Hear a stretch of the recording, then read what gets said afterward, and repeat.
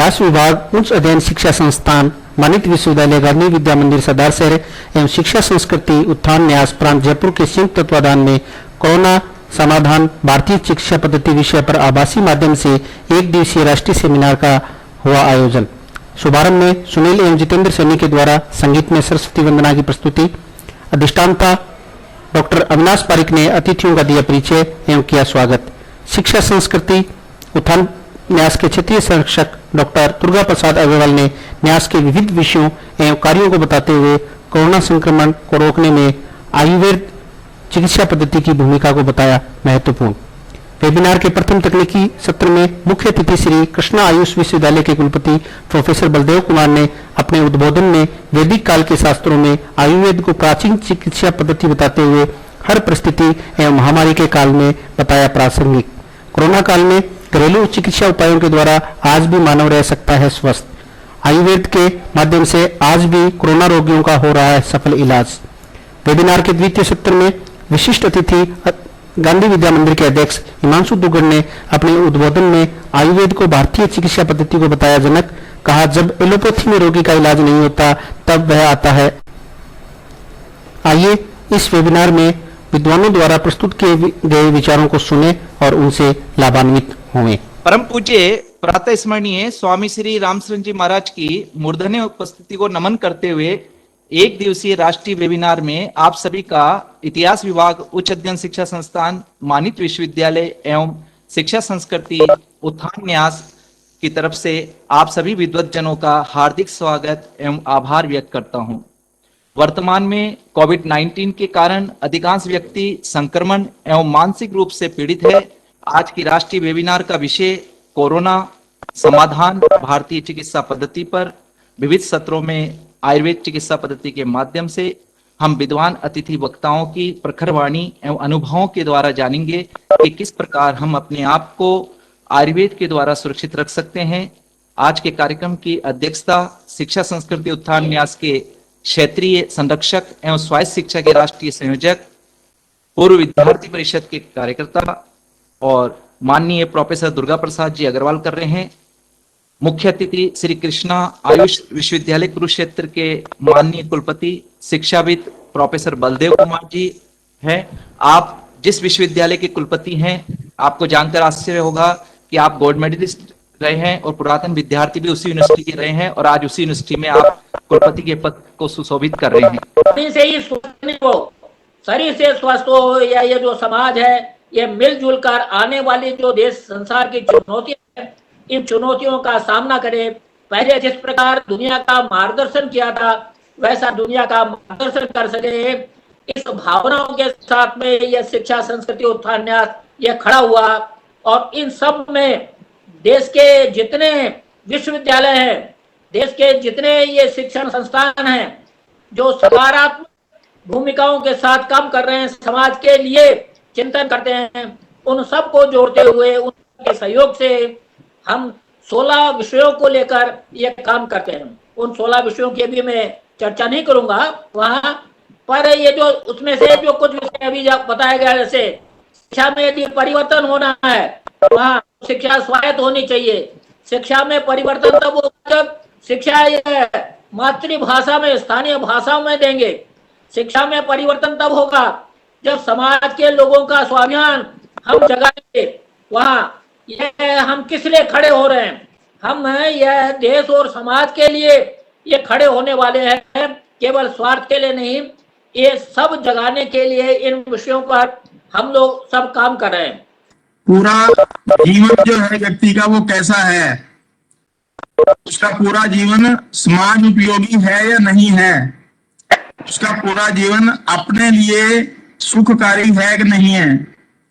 ऐसे 4 प्रकार की आयु आयुर्वेद ने बताई, हित आयु, सुख आयु, दुख आयु और अहित आयु।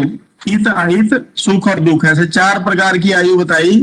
तो इसमें सुख और दुख आयु जो है वो व्यक्ति के स्वास्थ्य से संबंधित है।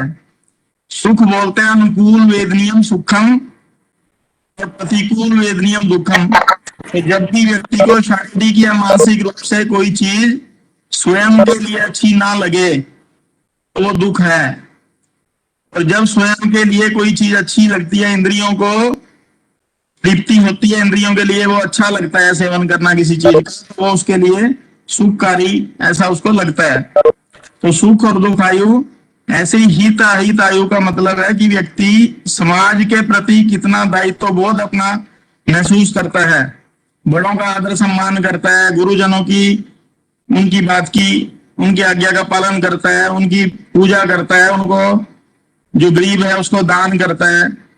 तो इस प्रकार ये जितनी बातें हैं समाज उपयोगी ऐसे, तो जिनको सद्वृत्त और सदाचार के नाम से अपने यहाँ वर्णित किया है, तो ऐसी सब बातों को जो व्यक्ति अपने जीवन में निर्वाह करता है, तो वो सामाजिक स्वास्थ्य उसका उत्तम है, समाज के प्रति उसका दायित्व बहुत अच्छा है, ऐसा समझ में आता है। हाँ बिल्कुल भाई साहब, धन्यवाद नितिन जी। जी देखिए, न तो मैं आयुर्वेद आचार्य हूँ और मैं तो एक साधारण सा इंजीनियरिंग पढ़ा हुआ हूँ। कुछ परिवार में मेरे आयुर्वेद की चिकित्सा का परंपरा रहा है 5-6 पीढ़ियों से, और कुछ क्योंकि एक आयुर्वेद कॉलेज में जिस संस्था का काम देखता हूँ उसके अंदर एक आयुर्वेद कॉलेज भी है, तो उसके कारण थोड़ा सा क्या लोहार के पास रह के आदमी के वे छींटे पड़ जाते हैं, वैसा सा हाल मेरे कुछ भी है। जितना डॉक्टर साहब का वक्तव्य से पता चल रहा था, इनका जो शास्त्रों का अध्ययन है उसके आसपास इर्द गिर्द भी मेरा अध्ययन नहीं है। कुछ कुछ आयुर्वेद की किताबें मैंने जरूर पढ़ने की कोशिश की है। मैं जो बात आप लोगों के सामने रख रहा हूं, मेरा व्यक्तिगत जो अनुभव है कोई भी महामारी को लेके, उसके बारे में आपसे चर्चा करूंगा। सबसे पहले जो मेरा व्यक्तिगत अनुभव रहा वो रहा, मैं गुजरात में कच्छ डिस्ट्रिक्ट में काम कर रहा था, तो वहां बरसात के सीजन में वहां मुझे पता चला, मैं नया नया वहां गया था, गांव में काम कर रहे थे, वहां मलेरिया का बहुत बड़ा एक प्रकोप मैंने देखा। और मैं गांव में जाता था तो उस गांव में हमसे मिलने 1 या 2 लोग आते थे। मैं कि यार बाकी सब कोई कहां है? बोला सब कोई को बुखार हो गया, मलेरिया हो गया। इतने मच्छर और मलेरिया का इतना भयंकर प्रकोप रहता था। मेरे को बड़ा मतलब ये दुख हुआ देख के, मैं को देखो ये हाल है। तो मैं वापस गया, एक डॉक्टर को पकड़ा, मैं कि यार ये 4-5 गांव हमारे हैं और उनमें ये प्रॉब्लम है, तो आप मदद करो। तो बोला साहब बिल्कुल चलो।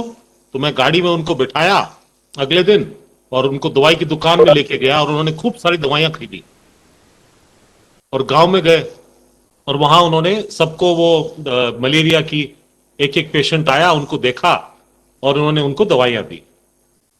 बड़े सेवा भाव से बिना कोई एक पैसा लिए उन डॉक्टरों ने ये काम किया।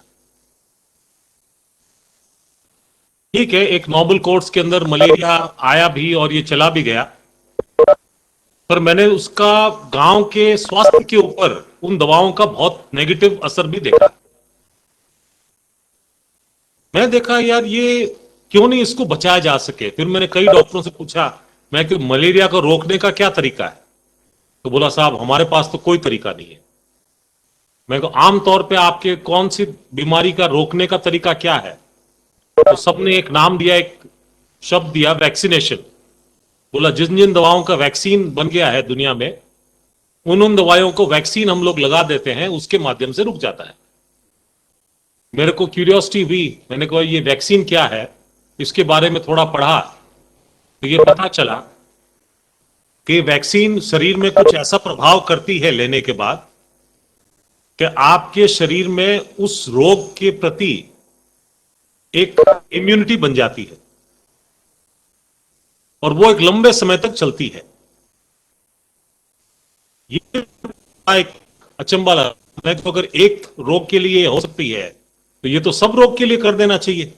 दुनिया में सारे जितने रोग हैं उनको कर दें तो इस दुनिया में जितने लोग हैं सबको निरोगी कर देंगे। खैर बहुत लंबी इसके एक मेरी यात्रा रही, कई डॉक्टरों से कई लोगों से बात हुआ,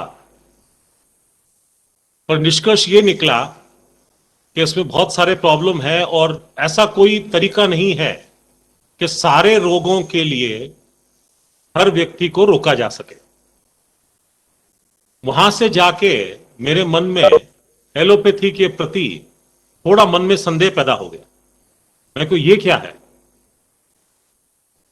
फिर परिवार में आयुर्वेद की परंपरा थी, तो मैंने अपना काम छोड़ के और नक्की किया कि 1 साल आयुर्वेद के क्षेत्र में काम किया जाए। संयोग की बात है, जिस साल मैंने काम किया उसी साल देश में एक आकांक्षा फैली, एक मतलब भय फैला कि यहां स्वाइन फ्लू आने वाला है।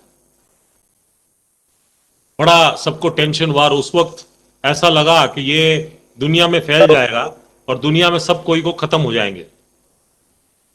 तो मेरे मन में ये हुआ कि इस बार वापस ट्राई करते हैं कि इसको कैसे किए। तो एक परंपरागत वेदराज जिनको मैं जानता था, जो मेरे आध्यात्मिक गुरु भी हैं, श्री ए नागराज जी से बात किया। तो उन्होंने बोला बिल्कुल बेटा इसको ठीक किया जा सकता है, अगर रोग है तो उसकी दवा भी है। तो हमने बोला बाबा बताइए।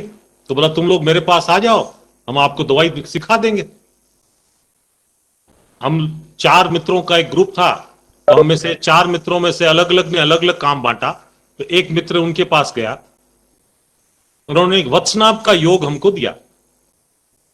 तो हमको वत्सनाभ शुद्ध करना नहीं आता, तो बाबा जी को बोला बाबा जी ये तो हमको तो शुद्ध करना नहीं आता। बोला तुम लोग वत्सनाभ लेके आओ और मेरे पास आ जाओ, मैं तुमको सिखा दूंगा और मैं तुमको शुद्ध करा दूंगा। खैर उनकी देखरेख में उन्होंने दवाई बनवा दी। हमको बोला अब तुम जाके इस दवाई को अपने आप बना सकते हो बड़ी मात्रा में, और ये बीमारी हो तो तुम सबको दे सकते हो मेरी तरफ से। मुझे ये बहुत अच्छा लगा, पर संयोग ऐसा था कि वो बीमारी फैली नहीं और वो दवाई ऐसी की ऐसी पड़ी रह गई। सैकड़ों किलो हमने दवाई बनाई और वो दवाई खराब ही हो गई, क्योंकि वो रोग ही हिंदुस्तान में या दुनिया में बहुत बड़ा ज्यादा मात्रा में नहीं फैला। तब से मेरे मन में यह था कि आयुर्वेद का सदुपयोग करके और हम लोग रोग का ये जो महामारी है इससे लड़ा जा सकता है। उसके बाद पूज्य बाबा जी से बात हुआ तो उनसे पूछा, मैं कि बाबा जी दवाई से हम रोग तो ठीक तो कर सकते हैं, क्या रोग को रोकने के तरीके आयुर्वेद में नहीं बताया क्या? बोला बिल्कुल। तो लंबी चर्चाओं में उन्होंने रसायन का मतलब क्या है, स्वस्थ शरीर क्या है, उसके ऊपर उन्होंने बात की। तब मेरे को यह समझ में आया कि आयुर्वेद में ऐसी बहुत सी चीजें हैं जिनका लंबे समय तक अल्प मात्रा में खाने से एक रासायनिक प्रभाव होता है, और वो रासायनिक प्रभाव से शरीर लंबे समय तक निरोगी रहता है। पर इसका एक खास वस्तु है, एक तो आपको लंबे समय तक इनको सेवन करना पड़ेगा, और आप 6 महीने 1 साल 2 साल कर लो तो ये नहीं है कि जिंदगी पर रहेगा प्रभाव। उसको मेंटेन करने के लिए आपको फिर उसका नित्य सेवन करना ही पड़ेगा। पर बहुत साधारण चीजें जिन्हें हम रोज मर्तबा के खाने पीने में यूज करते हैं, उनका इस तरह से उपयोग किया जा सकता है। मेरे को ये बड़ा अट्रैक्ट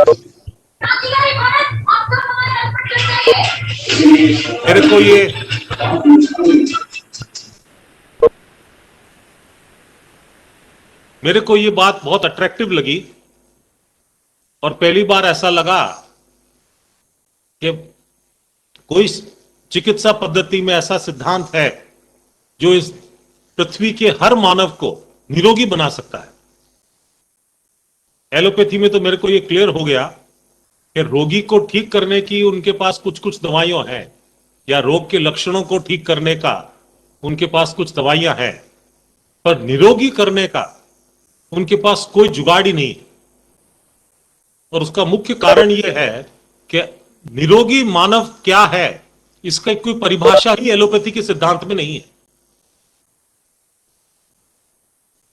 जब तक आदमी निरोगी किसो बोलते हैं या स्वस्थ शरीर किसे कहते हैं, ये परिभाषित ही नहीं करेंगे तो उसकी दवा कहां से बनेगी। उस विचार को मन में रखते हुए ये जब कोविड की महामारी आई तो मैंने पुनः यही याद किया। उस वक्त बाबा जी का शरीर शांत हो गया था, तो मैंने उनकी जो परंपरा जो लोग चालू रख रखे हैं, उनकी सुपुत्री श्री वैदराज श्री शारदा शर्मा, और श्री साधन भट्टाचार्य, उन दोनों से मैंने बात किया। मेरे को भी ऐसा ऐसा ये रोग की बात कर रहे हैं, और ये बात है करीबन 13 या 14 मार्च पिछले साल की, कि क्या करना चाहिए। तो उन्होंने बोला तुम क्या चाहते हो। मैं को पिछली बार बाबा जी ने वत्सनाभ का बनाया था, वत्सनाभ दुर्लभ चीज है, फिर एलोपैथी में उसको इंग्लिश में एक्योनाइट बोलते हैं, उसको बैन कर रखा है, हमको लोगों को देने नहीं देंगे लोग।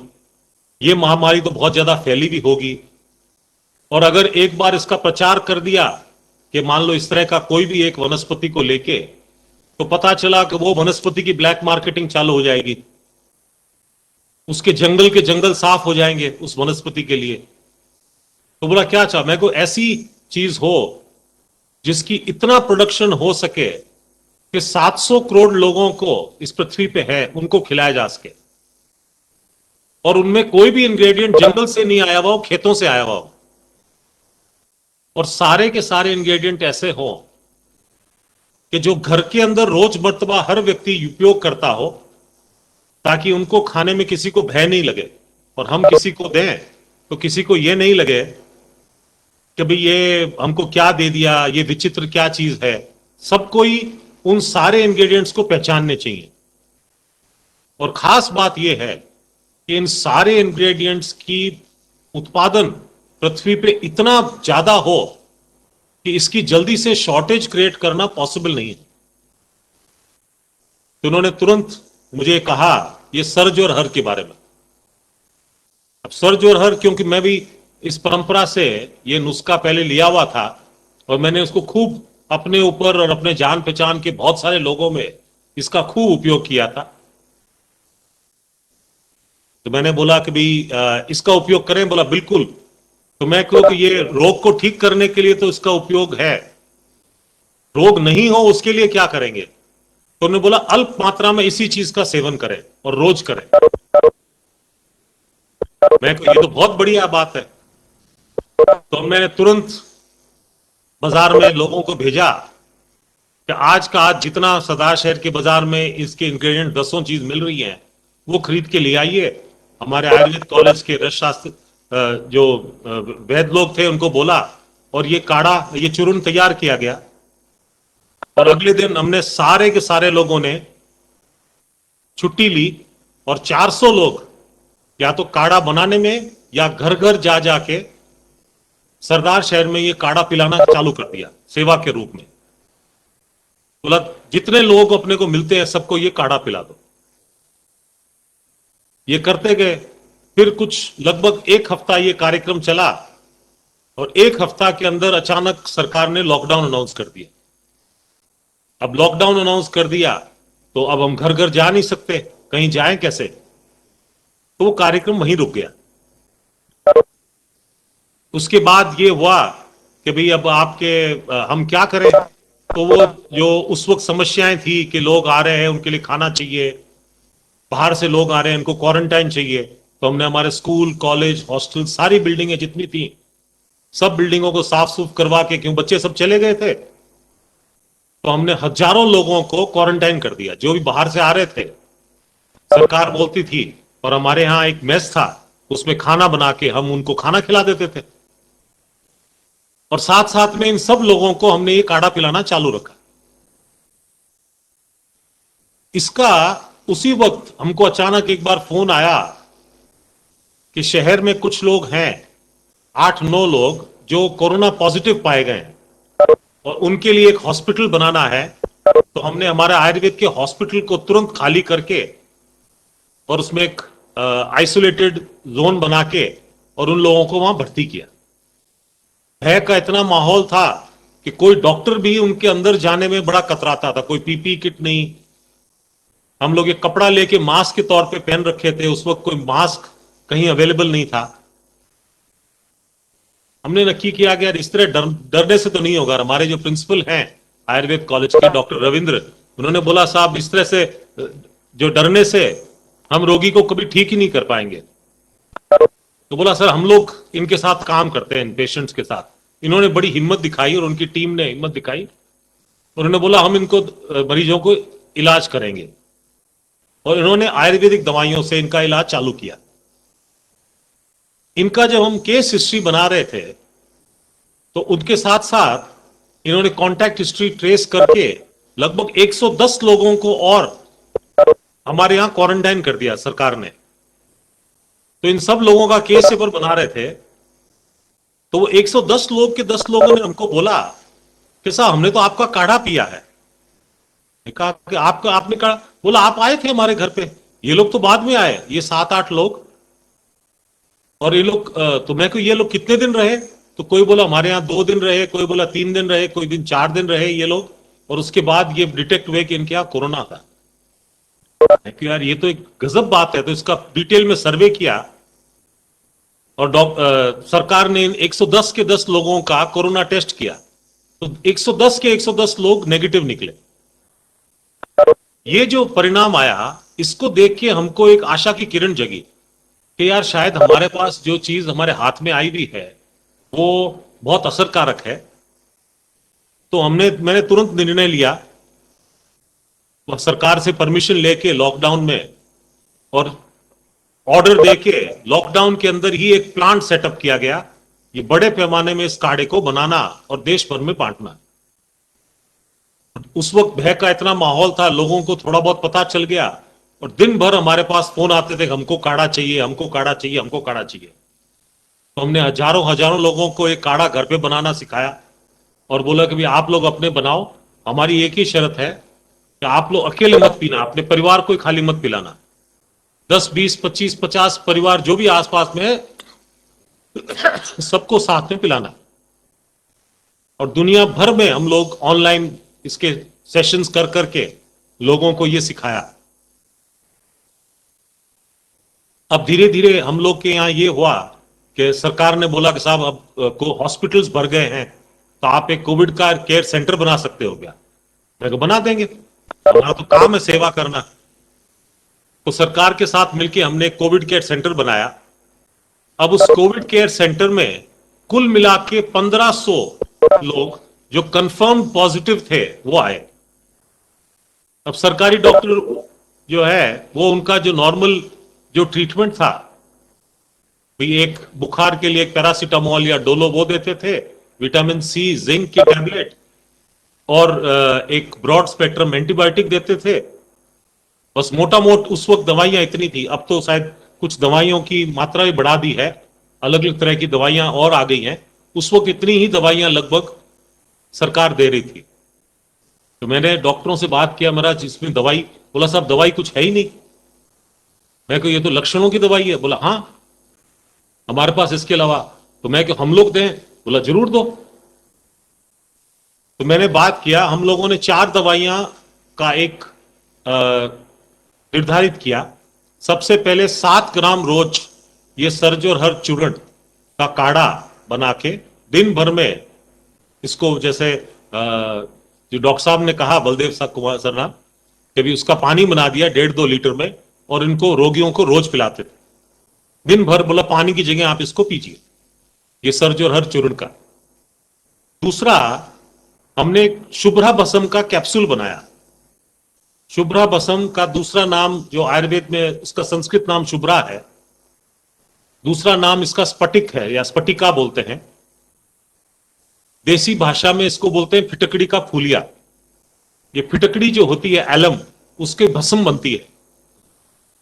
इसको पसंद करने का वही कारण था कि ये ऐसी चीज है जिसको हम 10-20 टन भी हम आराम से आज बना सकते हैं, उसका उत्पादन कर सकते हैं।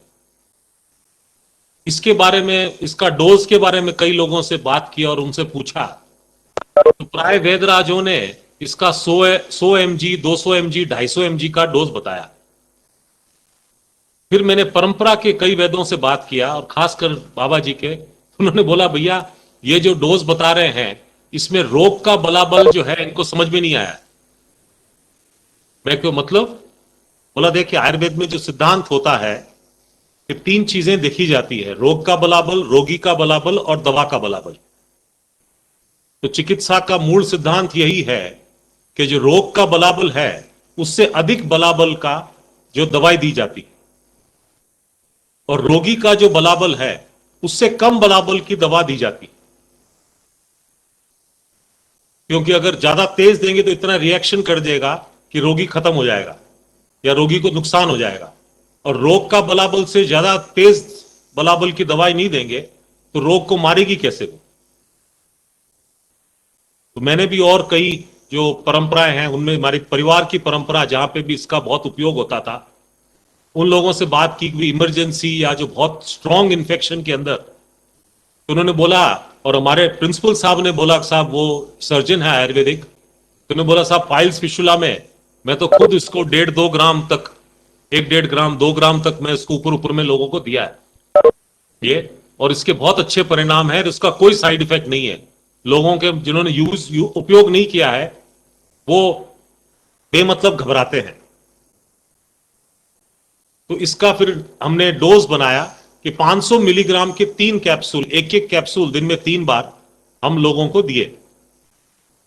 शुभ्रा का जो मुख्य असर है कि ये लंग्स को साफ करता है, कफ को हटाता है, और शरीर में कहीं पे भी कोई कफ जमा हुआ हो उसको साफ करता है। फिर इसके बाद ये हुआ कि भी लंग्स को साफ तो कर देगा, पर लंग को मजबूत कैसे करें, तो उसके लिए फिर 2 दवाइयां नक्की की गई, एक बलारिस्ट और एक वासासब। अगेन ये ऐसी चीजें हैं जो बहुत आसानी से मिलती हैं, बहुत सस्ती है। हम लोगों ने आर्यवैद्यशाला का ये बलारिस्ट और वासासब उपयोग किया।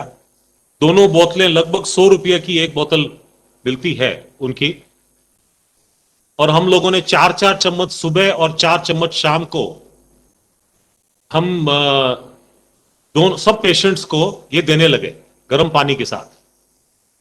तो ये 4 दवाइयां हम लोगों ने दी और बाकी पेशेंट्स को खुश रखा। इनको योगा कराओ, प्राणायाम कराओ, धूप में बैठो, लाफ्टर थेरेपी, इनका मन लगाने के लिए, उनका भय भगाने के लिए, इनका जो ना बढ़िया खाना खिलाना, उनके संगीत के प्रोग्राम कराना, कुछ ना कुछ इस तरह कार्यक्रम करते रहे। और हुआ ये है कि लगभग 7-8 महीने हमारा ये कोविड सेंटर जो चला, इसमें 1500 रोगी एकदम पूर्ण स्वस्थ होके गए।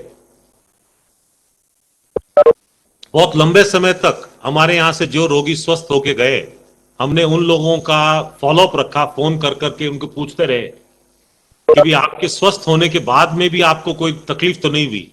पोस्ट कोविड जो ट्रॉमा होते हैं कई लोगों के, तो अभी तक 1500 रोगियों में किसी का भी हमको इस तरह का समाचार नहीं मिला कि हमारे यहां से ठीक हुए हुए जो रोगी गए उनमें कोई भी तरह का कॉम्प्लिकेशन, कोई भी तरह की तकलीफ इनको हमारे यहां से ठीक होने के बाद रही हो। ये पिछले साल का अनुभव था। इस साल जो नया स्ट्रेन ये आया तो हमारे मन में भी थोड़ा डाउट हुआ कि यार इस रोग का बलाबल थोड़ा अलग है, तो हमारी दवा काम करेगी कि नहीं करेगी। संयोग की बात है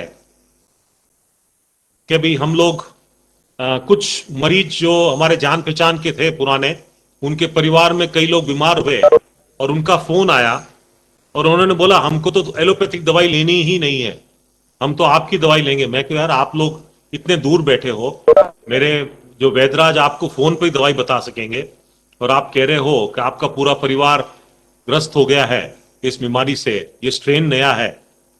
बोला कुछ भी हो, हमको पूरा विश्वास है हम लोग। तो हमने ये 4 दवाइयां उनको दी। इनमें बहुत बुजुर्ग महिलाएं वो भी थी, जवान लोग भी थे और मिडिल एजेड लोग भी थे, और देश भर में लगभग 30-40 लोग अलग अलग ऐसे थे, और उन सब में भी लगभग यही असर देखा। एक जो फर्क हमने पिछली बार और इस बार के स्ट्रेन में ये देखा कि पिछली बार हम जब ये इनिशियल फेज में दवाई देना चालू कर देते थे तो रोग के जो लक्षण है, सर्दी जुकाम खांसी बुखार, ये आते नहीं थे, उससे पहले ही रोगी ठीक हो जाते थे। इस बार ये देखा गया कि 3 या 4 दिन तक रोग के लक्षण रहते हैं, सर्दी जुकाम भी होता है, खांसी रहता है, बुखार भी रहता है, पर लगभग उसी समय में वो रोगी ठीक हो जाते हैं। बुखार भी उतर जाता है, ये खांसी भी ठीक हो जाती है, और ये वैसे की वैसे स्वस्थ हो जाते हैं रोगी और टाइम पीरियड भी वही लग रहा है। इससे हम लोगों के मन में ये आश्वस्ति आ गई कि नहीं, ये दवा जो है ये दवा उतनी ही कारगर है, और हम लोग जो रेजिम बनाया था इससे अभी भी लोग ठीक हो रहे हैं। ये जो बीमारी को लेके हम लोग अभी भी ये काढ़ा सब जगह पिला रहे हैं। अलग अलग गांव में हम लोग काढ़ा बना बना के लोगों को पिला रहे हैं। दिल्ली पुलिस, राजस्थान की पुलिस, गुजरात की पुलिस, इन सब लोगों ने हमसे काढ़ा लेके और ये काढ़ा अपने सब लोगों को पिलाया। और भी बहुत ऐसे लोग हैं, इंडस्ट्री के बहुत लोग, जिन्होंने बोला कि ये हम लोग दिन में एक बार चाय की जगह ये पिलाएंगे। कई लोगों ने बोला हम चाय में इसको मिला के पिलाएंगे। अलग अलग तरीके से सब लोग सहयोग कर रहे हैं और हमसे लागत कीमत पे परचेस करके और इसको उनके काम करने के स्थान में या उनके घर में, परिवार में, आस पड़ोस में लोगों को ये काढ़ा, पिछले वर्ष हम लोग लगभग 4 करोड़ डोज इस काढ़े का लोगों को दे चुके हैं। इस साल तो बहुत डिमांड है और हम लोग बना बना के सबको उसी तरह से पहुंचा रहे हैं। हम लोगों को जैसे इन चीजों में अक्सर होता है कि बड़ी बड़ी कंपनियों का और का खूब प्रलोभन भी रहा कि भाई आप हमको इसका राइट दे दीजिए, हम आपको बहुत बड़ा रकम दे देंगे। मैं कह यार, महामारी के अंदर लोगों की पीड़ा को बेच के हम पैसा इकट्ठा करेंगे तो सेवा क्या किया। वो हमने करने से इनकार कर दिया है। इसका फॉर्मूला जो भी हम दवाइयां बना रहे हैं वो पूर्णतः ओपन है, कोई चीज कभी छुपाई नहीं। हमने इनकरेज किया है लोगों को कि आप खुद बनाइए। हाँ, क्योंकि जिस परंपरा से मिला हुआ है उनकी इजाजत लेके हमने किया है, इसलिए हमने लोगों को यह जरूर रिक्वेस्ट किया है कि भी आप लोग कमर्शियली मत कीजिए इसको। मुफ्त में बांटना है, चाहे उतना बनाइए, चाहे उतना बांटिए, पर अगर आपको कमर्शियली करना है तो मत करिए। ये उसके लिए नहीं है, व्यक्तिगत पैसा कमाने के लिए नहीं है, ये उपकार के लिए है। उपकार जिसको मन में भाव हो वो जरूर करे। आप नहीं बना सकते तो हम लोगों से ले जाइए, हम लोगों को यहां से मिल रहा है। इसके अलावा इस साल जो अभी नया स्ट्रेन और नई ये रोग में हमने देखा कि शरीर के अंदर जाने के बाद ये शरीर के अंदर बहुत जल्दी फैलता है। पिछली बार बहुत कम मरीज हमने ऐसे देखे जिनके पेट के अंदर ये रोग चला गया था, पेट तक। इस बार तो हमने देखा कि किसी को बीमारी हुई और पहले दूसरे दिन ही सीधे उनको लूज मोशन चालू हो गए, खांसी चालू हो गई, सर्दी जुकाम। तो ये नाक से जो घुसता है, नाक और मुंह से, वो पूरे शरीर में बहुत जल्दी फैल रहा है और इसके कारण ये बहुत बड़ी समस्या है। तो हम लोग कुछ और दवाइयों के ऊपर भी अभी काम कर रहे हैं, जिसका हम लोग एक जो धूम्रपान का आयुर्वेद में उल्लेख है, जिसमें इस तरह के जो चेस्ट के कंजेशन के जो रोग हैं उसमें अलग अलग वनस्पतियों के, उसमें तंबाकू बिल्कुल नहीं है, ऐसा बिल्कुल कोई नहीं सोचे। अलग अलग वनस्पतियों के धुएं देने का और धुएं को मुंह के माध्यम से, नाक के माध्यम से अपने अंदर लेना और उससे कंजेशन हटाया जाता है। अनफॉर्चुनेटली इसके ग्रंथों में पढ़ के जानकार तो बहुत लोग हैं, पर प्रैक्टिकली इसको किए हुए बहुत कम लोग हैं। तो मैंने कुछ परंपरा के लोग, जो लोग हैं, जिन लोगों को इस चीज का अनुभव है, ऐसे बहुत से लोगों से बात की और उसका भी एक फॉर्मूला हम लोग अभी काम कर रहे हैं कि जिसको हम एक धूपन के रूप में गोबर के कंडे के ऊपर या एक तेंदू के पत्ते में लपेट के उसको जला के और उसका धुआं हम रोगियों को दे, ताकि ये जो चेस्ट का कंजेशन है ये साफ हो जाए। इसके अलावा कुछ ऐसी औषधियां हैं जो एकदम टर्मिनल स्टेज के ऊपर आयुर्वेद में दी जाती थी और उसमें चेस्ट के अंदर जो कंजेशन होता है, जो आजकल स्टेरॉयड और भी वही असर करते हैं कि एक बार स्पैज्म करके और चेस्ट को खोल देते हैं और रिलीफ दे देते हैं। उनके ऊपर भी हम लोग कुछ दवाइयों के ऊपर काम कर रहे हैं ताकि ये दवाइयां भी आयुर्वेदिक कुछ काम कर पाए। हमारे कॉलेज में उसके ऊपर रिसर्च चल रहा है और हम लोग कोशिश कर रहे हैं कि उनके लिए हम लोग कुछ ये करें।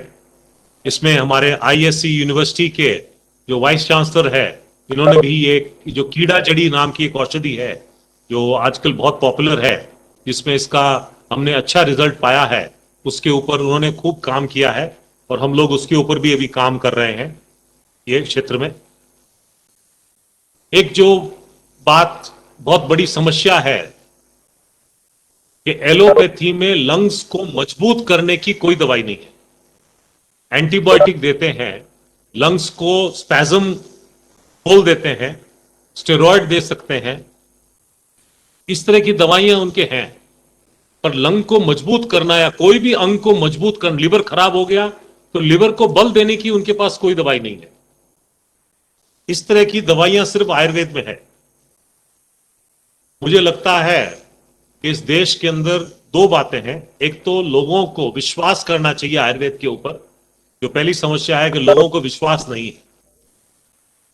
दूसरी जो समस्या है कि हमारी जो सरकार है, अभी हॉस्पिटलों में इतनी भयंकर भीड़ है और हजारों की तादाद में आयुर्वेद के हॉस्पिटल बंद पड़े हैं।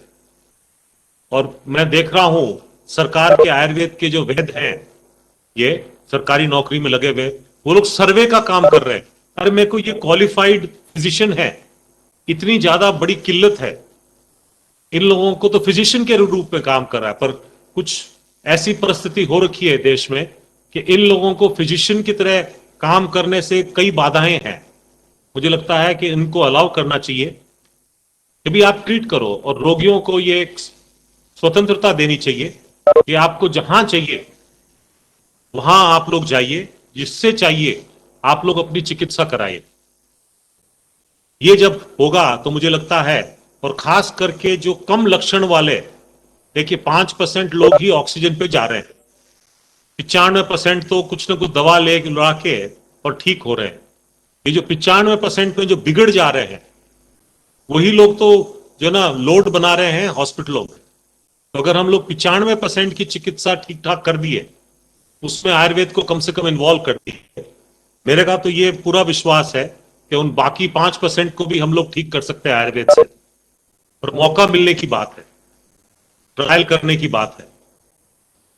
पर जब तक नहीं हो, हमारे कोई विरोध भी नहीं है ये, तो 95% का तो कम से कम मौका मिले तो हम लोग ये इंश्योर कर सकते हैं कि ये लोड जो भी मेडिकल सिस्टम के ऊपर बहुत ज्यादा पड़ा हुआ है, जिसके कारण देश भर में जाने जा रही हैं, वो समस्या का एक समाधान हम लोग इसके माध्यम से करें। मेरा एक खास विशेष, मैं बात पूरी करने से पहले एक अनुरोध है, खास करके इस देश के सारे लोगों का।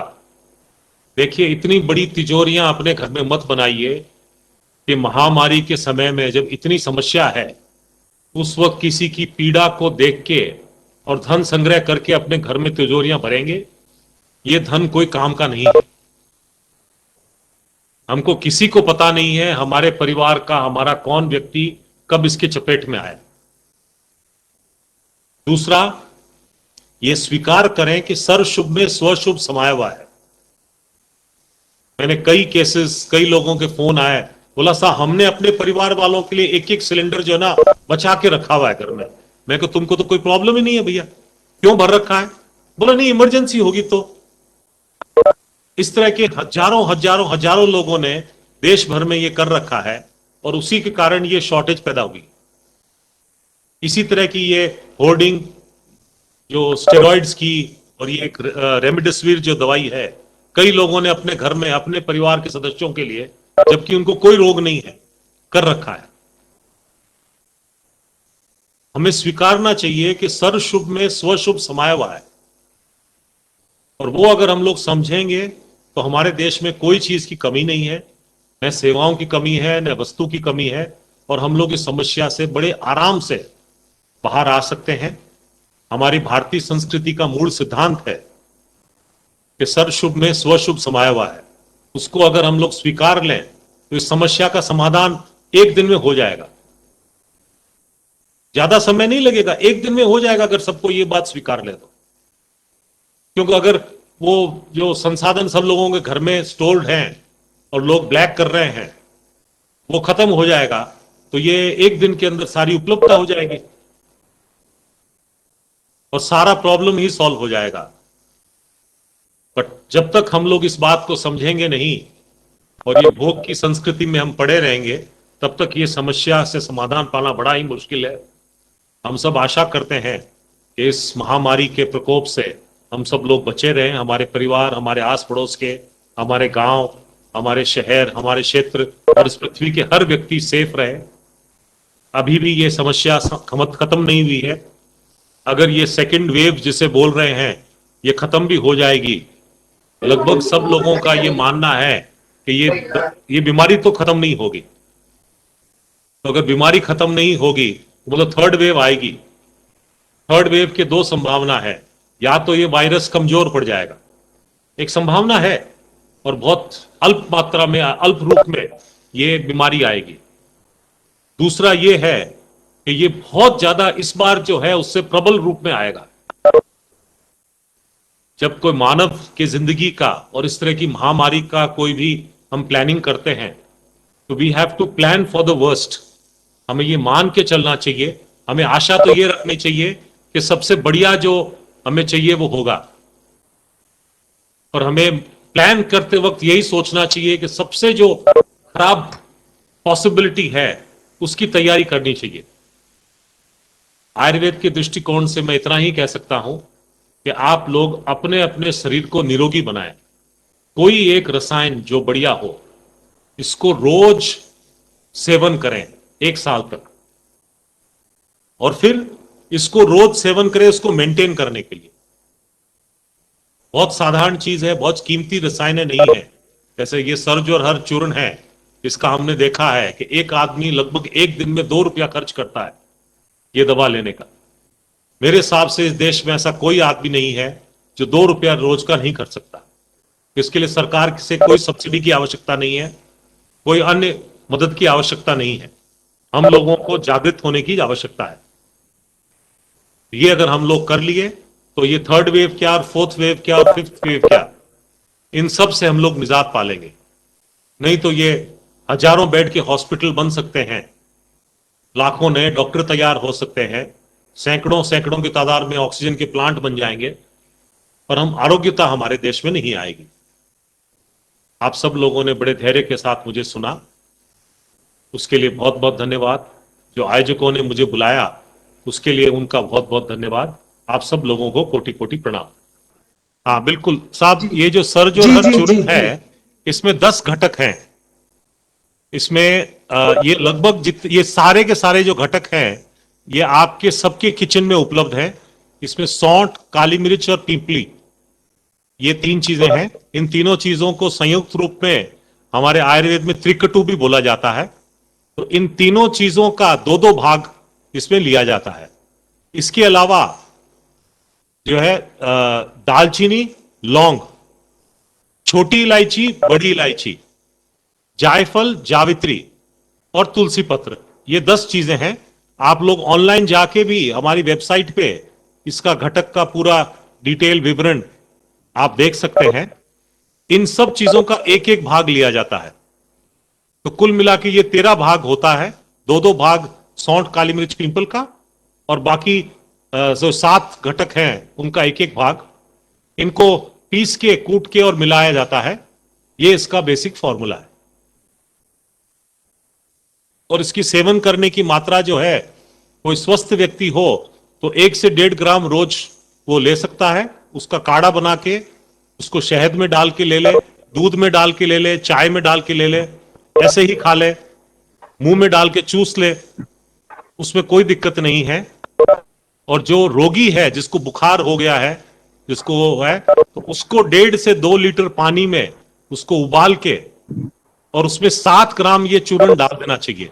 और 7 ग्राम चूर्ण डाल के उबलते पानी में, और पानी का जो गैस है उसको बंद कर देना चाहिए और उसको ढक देना चाहिए। ढक के 10 मिनट के बाद इसको आप उतार लें और इसको आप दिन भर पानी की जगह इसी को पिए। 1.5 लीटर पानी, 2 लीटर पानी लगभग एक आदमी दिन भर में पीता है। शुरुआत का कुछ 1-2 कप आप गरम गरम पी सकते हैं, पर 1.5 लीटर पानी गरम दिन भर में पीना हर व्यक्ति के लिए संभव नहीं होता, अच्छा नहीं लगता, हमको आदत नहीं है। तो वो रूम टेम्परेचर के ऊपर इसको पुनः गर्म ना किया जाए। एक बार जो बन गया है उसको रूम टेम्परेचर पर हो, इसको फ्रिज में नहीं रखा जाए ताकि वो ठंडा करने के लिए और के लिए बिल्कुल ना किया जाए। वैसे इसके जो वीडियोस, इंस्ट्रक्शंस कैसे बनाना कैसे इसको सेवन करना है, इसका असर क्या है, वो सारे यूट्यूब में हमारे वेबसाइट पे सारे के सारे उपलब्ध हैं। आप लोग सब बिल्कुल निसंकोच उसको देख सकते हैं। माननीय प्रोफेसर देवेंद्र मोहन जी। सभी को नमस्कार। सर्वप्रथम मैं शिक्षा संस्कृत उत्थान न्यास जयपुर के समस्त पदाधिकारियों का आभार व्यक्त करता हूं, जिन्होंने आईएससी मानित विश्वविद्यालय के संयुक्त तत्वावधान में समसामयिक विषय कोरोना समाधान भारतीय चिकित्सा पद्धति विषय पर एक वेबिनार आयोजित किया। सर अजय कुमार कुलपति कृष्णा आयुष विश्वविद्यालय कुरुक्षेत्र का हृदय से आभार व्यक्त करता हूं, जिन्होंने मुख्य अतिथि के रूप में बहुत ही ज्ञानवर्धक व सारगर्भित उद्बोधन द्वारा प्रतिभागियों को इस महामारी में भारतीय चिकित्सा पद्धति में निहित निदान उपचार पर विस्तृत व्याख्या की। साथ ही आयुर्वेद के मूलभूत सिद्धांतों का भी उल्लेख किया, जो कि स्वास्थ्य संरक्षण के लिए आवश्यक है। इस क्रम में मैं गांधी विद्या मंदिर के अध्यक्ष हिमांशु जी दुग्गड़ एवं आईएससी मानित विश्वविद्यालय के कुलाधिपति माननीय कनकमल जी दुग्गड़ का साधुवाद व धन्यवाद प्रेषित करता हूं, जिनके मार्गदर्शन से पिछले 1.25 साल से इस महामारी से लड़ने के लिए संस्थान ने विशिष्ट योगदान किया है, जिसमें परिसर में क्वारंटाइन सेंटर, कोविड सेंटर की स्थापना, भंवरलाल दुग्गड़ आयुर्वेद विश्व भारती की रसायनशाला द्वारा विभिन्न प्रकार की औषधियों का निर्माण तथा इस पैंडेमिक बीमारी में उसका उपयोग, श्वसन तंत्र से संबंधित औषधियों का निर्माण भी किया गया है। इसके अतिरिक्त सामाजिक स्तर पर इस काल में संस्थान के द्वारा आपके संरक्षण में किए गए हैं। आपको साधुवाद। मैं आयोजक अध्यक्ष श्री दुर्गा प्रसाद जी अग्रवाल का इस वेबिनार के सफल आयोजन के लिए हृदय से आभार व्यक्त करता हूं। आयोजक doctor Avinash Pareek, dean faculty of humanity and social science, ISC मानित विश्वविद्यालय, एवं श्री नितिन कासलीवाल, प्रांत संयोजक शिक्षा संस्कृति उत्थान न्यास के इस आयोजन के लिए धन्यवाद प्रेषित करता हूं। आयोजन संचालक डॉक्टर मनमोहन सिंह जी का आभार व्यक्त करता हूं, जिनके सहयोग से वेबिनार का सफल संचालन संभव हो पाया। अंत में मैं कहना चाहूंगा, शिक्षा संस्कृति उत्थान न्यास के माध्यम से जो आज ये आयोजन हमने किया है, इस श्रृंखला में हम कार्य कर रहे हैं। पूर्व में भी कई वेबिनार हमने आयोजित किए हैं, उन्हीं में से एक ये भी सूचनात्मक वेबिनार है। इन परिस्थितियों से हम जो आज जूझ रहे हैं, उनसे हम बाहर आ सकते हैं अगर हम धैर्य बनाए रखें एवं सरकार की गाइडलाइन का पालन करते रहें। साथ ही एक अपील और मैं इस मंच के माध्यम से करना चाहूंगा, हमें अधिक से अधिक संख्या में जागरूकता अभियान के नाते आयुर्वेद के उपयोग को आगे बढ़ाना है। साथ ही हमें सरकार के द्वारा जो वैक्सीन हमें लगाई जा रही है, हमें स्वयं को तो लगवाना ही है, साथ ही हमारे संपर्क के जितने भी लोग हैं उनसे हमें पूछना है, उन्हें टोकना है कि आपको भी ये वैक्सीन लगवानी है, आपने लगवाई या नहीं लगवाई। यह बहुत आवश्यक है। इसी के माध्यम से ही हम इसे रोक सकते हैं, इस पे काबू पा सकते हैं।